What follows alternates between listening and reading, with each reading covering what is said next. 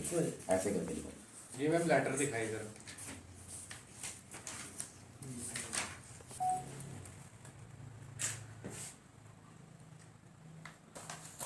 ये श्री राजेंद्र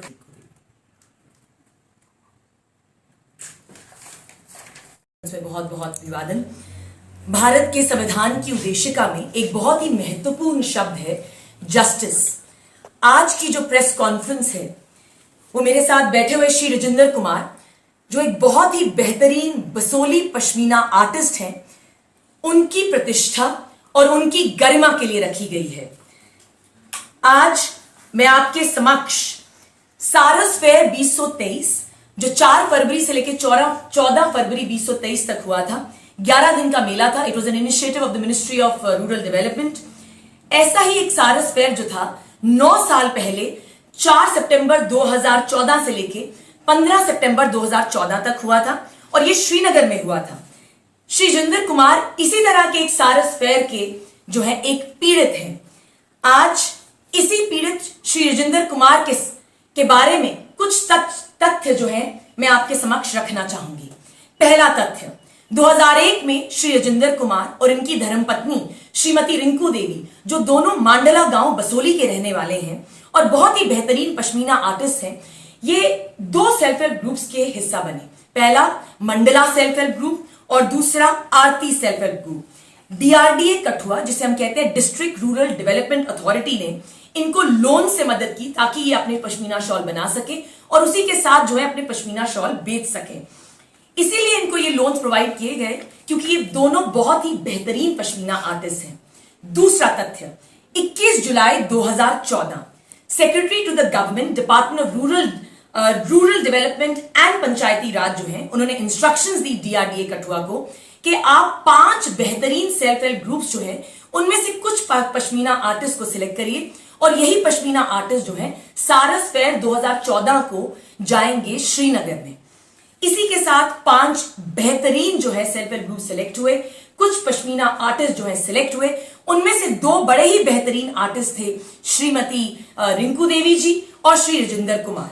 एक लिस्ट तैयार हुई, न्यूट्रिशन ऑफिसर ने, जो कि नोडल ऑफिसर थे, उन्होंने लिस्ट तैयार करी और इसी लिस्ट के तहत जो था 20 अगस्त 2014 को उन्होंने फाइनल लिस्ट जो थी हमारे समक्ष रखनी थी। तीसरा तथ्य, प्रोजेक्ट ऑफिसर डीआरडीए कठुआ ने 9 अगस्त 2014 को श्री राजेंद्र कुमार को पार्टिसिपेंट के तहत फाइनलाइज कर दिया और 1 सितंबर 2014 को श्रीमती रिंकू देवी जी को एक पार्टिसिपेंट के तहत सेलेक्ट कर दिया गया। ये दोनों जो पार्टिसिपेंट्स हैं गए सारस फेयर 2014 में श्रीनगर। विधि का विधान देखिए, 5 सितंबर 2014 को फ्लैश फ्लड्स आए कश्मीर में और इन दोनों पश्मीना आर्टिस्ट का सारा सामान डूब गया। ये सामान लाखों में था। 5वां तथ्य, 21 अक्टूबर 2014 को डीआरडीए ने डायरेक्टर रूरल डेवलपमेंट डिपार्टमेंट को चिट्ठी लिखी और कहा, जनाब इनका कैलकुलेशन करिए और देखिए इनका कितना सामान डूबा गया है।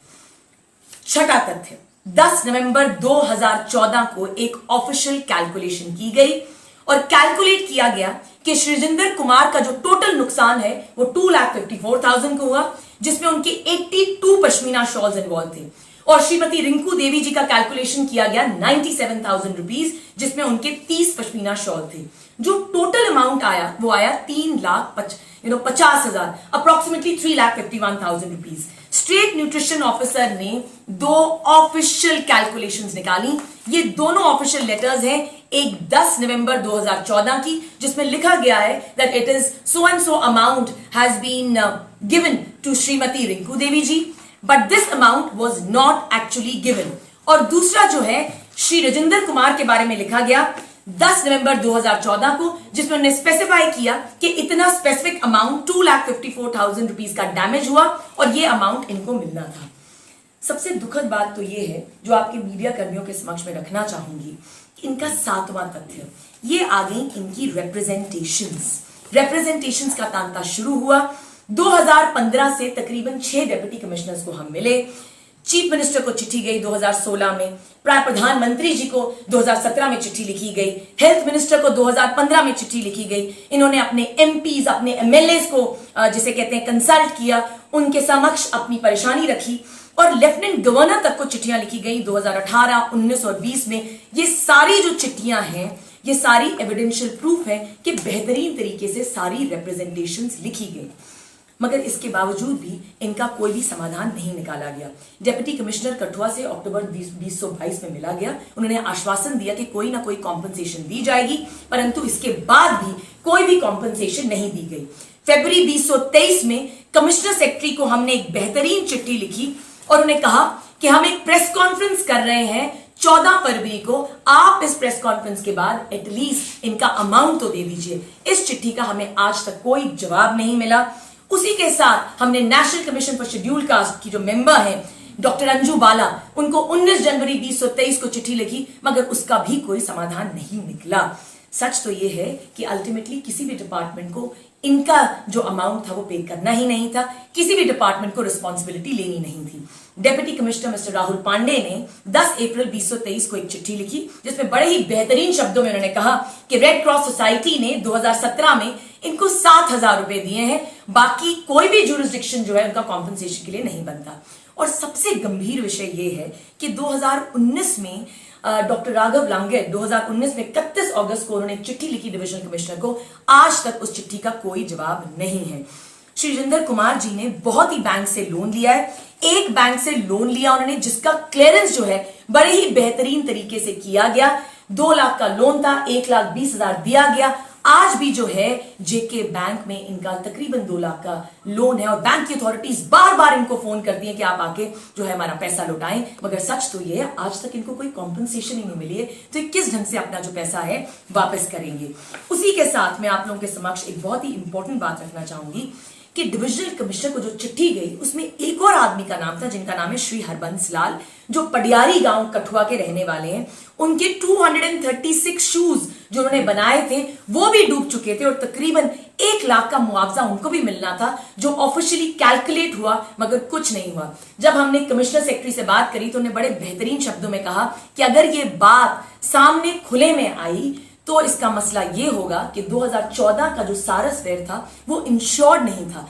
अगर श्री राजेंद्र कुमार को कॉम्पनसेशन मिली तो इन्हीं के साथ बहुत सारे आर्टिस्ट हैं जो आपकी अपनी कॉम्पनसेशन डिमांड करेंगे।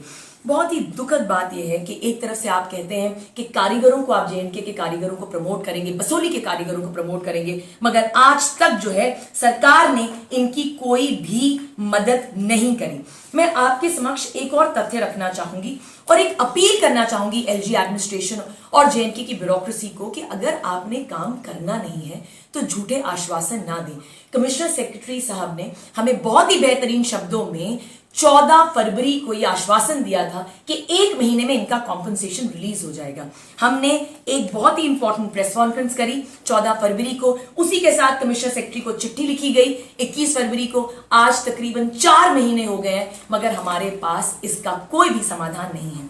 निंदा से किसी को कोई फायदा नहीं होता, मगर निंदा तब की जाती है जब आप कोई समाधान ही ना निकालें, जब आप कोई रास्ता ही ढूंढ के ना निकालें। मैं आप लोगों के माध्यम से एलजी एडमिनिस्ट्रेशन को और एलजी साहब को एक स्पेशल मैसेज देना चाहूंगी, एटलीस्ट ह्यूमैनिटेरियन ग्राउंड्स पे जो ऑफिशियल कैलकुलेशन आप लोगों ने कर रखी है उसको तो इस आदमी को रिलीज करिए। और दूसरी बात, मुझे एक शेर याद आ गया जो बहुत ही इंपॉर्टेंट है इस मसले को लेके कि माना कि तेरी दीद के काबिल नहीं है हम, माना कि तेरी दीद के काबिल नहीं है हम, तू हमारा सब्र देख, हमारा इंतजार देख।